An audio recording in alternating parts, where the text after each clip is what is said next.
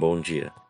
Que a graça e a paz do Senhor Jesus Cristo seja em sua vida, no seu lar, em seus negócios.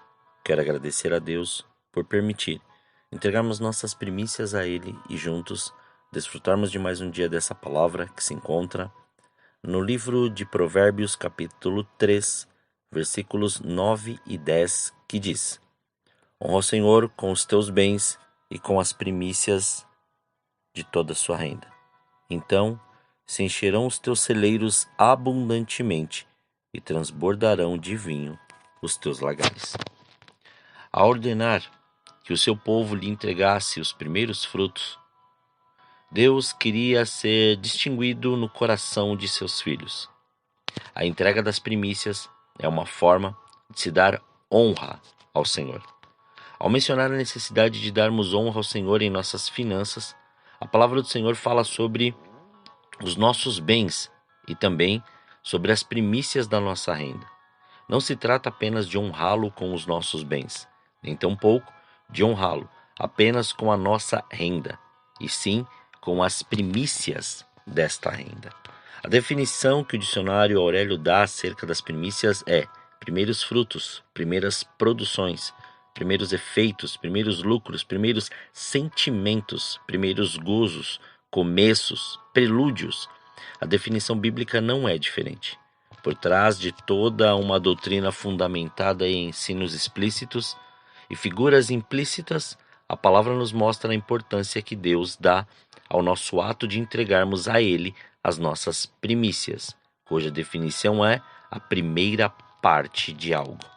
O Senhor não instituiu as ofertas pelo fato de precisar delas, mas para provar o nosso coração numa das áreas em que demonstramos um grande apego. Com a lei das primícias não é diferente. Deus não precisa dos primeiros frutos. Nós é que precisamos dele em primeiro lugar em nossas vidas, e este é um excelente exercício para mantermos o nosso coração consciente disto. A importância das primícias não estava no que seria feito com a oferta, mas no princípio no princípio dela não ser utilizada em benefício próprio. Entregar ao Senhor as primícias da nossa renda é dar-lhe honra, é distingui-lo, é demonstrar o lugar especial que ela ocupa em nossas vidas, em nosso coração. Deus quer ser o primeiro em nossas vidas e no nosso coração. A rebelião de Satanás foi a tentativa de usurpação desta posição divina. E ainda hoje ele tenta tomar o trono de Deus em nossos corações.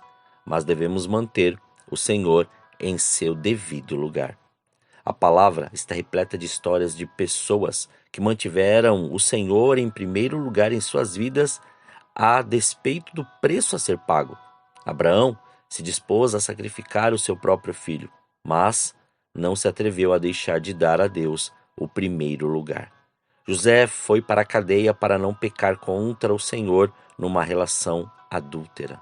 Sadraque, Mesaque e Abednego foram lançados numa fornalha por se recusarem a dar a uma estátua o lugar que pertence só ao Senhor. Daniel foi lançado numa cova de leões pela decisão de manter ao Senhor em primeiro lugar. Os apóstolos foram presos e açoitados porque importava antes obedecer ao Senhor do que aos homens. Estes são exemplos claros que nos inspiram a seguir as mesmas pegadas dos que agiram do modo correto. Mas também há os exemplos negativos, ou seja, aqueles em desobediência, de pessoas que não fizeram do Senhor, ou melhor, não fizeram do Senhor o primeiro em suas vidas, e tornaram-se o exemplo a não ser seguidos. Além dessas figuras e exemplos, temos também o ensino explícito de Jesus, que não deixa dúvidas sobre a importância do assunto como descrito no Evangelho segundo Mateus, capítulo 6, versículo 33, que diz: Mas buscai primeiro o reino de Deus e a sua justiça, e todas essas coisas vos serão acrescentadas. A concordância de Strong mostra que a palavra grega traduzida como primeiro neste versículo é proton, ou proton, e significa primeiro em tempo ou lugar. em qualquer sucessão de coisas ou pessoas. Primeiro em posição, influência, honra, chefe principal. Quando damos ao Senhor o primeiro lugar, não nos frustramos. Pelo contrário, há um sentimento de realização em nosso interior que testifica de que fato somos criados justamente para isso. Sem Ele, em primeiro lugar, há um desequilíbrio em nossas vidas. Perdemos o propósito da nossa existência. Observe o que diz na carta aos Hebreus, no capítulo 10, versículo 1. A lei, tendo a sombra dos bens futuros, e não a imagem exata das coisas, não pode nunca, pelos mesmos sacrifícios que continuamente se oferecem de ano em ano, aperfeiçoar os que se chegam ao culto. A sombra é diferente do objeto real que a projeta. Assim também, o que se via nas ordenanças da antiga aliança eram características similares às dos princípios que o Senhor revelaria nos dias da nova aliança. As observâncias materiais eram figuras das práticas espirituais. Foi com esta mentalidade de se aplicar às sombras e figuras, e não tentando retroceder a uma prática material da lei mosaica, que o apóstolo Paulo nos revelou a aplicação da lei espiritual das primícias no Novo Testamento, como vemos descrito na carta aos Romanos, capítulo 11, versículo 16, que diz: E se os primeiros frutos são santos, também a massa o é. Se a raiz é santa, também os ramos o são. Os israelitas receberam do próprio Senhor a ordem de consagrarem a ele os primeiros frutos do ventre de suas mulheres, do ventre de seus animais e também dos frutos da terra. Na hora da colheita, o primeiro feixe pertencia ao Senhor e deveria ser apresentado pelo sacerdote perante o Senhor numa oferta de movimento. Destes primeiros frutos também era feita a oferta de cereais. Portanto, Paulo estava ensinando que ao santificar a primeira parte, a mais importante, você santifica também o restante, que vem depois dela. Quando alguém santifica as primícias, primeiros frutos, possa ser qual for, possa ser o início do seu dia, possa ser da sua renda, possa ser do seu estudo, o que for. Santifica também tudo que depois seria feito com a colheita, incluindo a massa da oferta de cereais e dos pães que eles comeriam depois. Uma outra ilustração também é interessante apresentarmos isso que diretamente o Senhor falou comigo sobre primícias. Se a raiz, que é a parte mais importante que surgiu primeiramente na formação da planta, for santificada, então os ramos e tudo que surgir dela também serão santificados. Ao acordarmos, quando referenciamos, consagramos e ofertamos estas primeiras horas ou minutos ao Senhor, estamos entregando nossas primícias a Ele, nossa adoração, nossa gratidão, nossa oração, nossa referência, nossa reverência, nossa força, nosso intelecto, nosso dia. Portanto, o Senhor pode fazer com que se encham fartamente os celeiros e transbordem de vinho os seus lagares. Compreende isso? Não acordar, ou ao acordar e ficar no automático e lembrar do Senhor só depois? Ou Ele é o primeiro, ou sua prioridade. Se o altar, seu coração está em outro lugar, como pode isso ser uma verdade? Isso não apenas explica o que são as primícias, mas também nos mostra o poder que elas têm de santificar o restante daquilo de onde foram tiradas. O poder de santificar o nosso dia e multiplicar o fruto de nossas mãos. A entrega das primícias é uma semente que dá acesso às bênçãos de Deus. O Senhor fez uma promessa a Abraão e à sua descendência, mas, como Paulo escreveu aos Romanos, a forma de santificarmos o restante de alguma coisa é santificando ao Senhor as suas primícias. Portanto, o Senhor, que se move por seus princípios, pediu a Abrão as primícias da sua descendência, Isaque.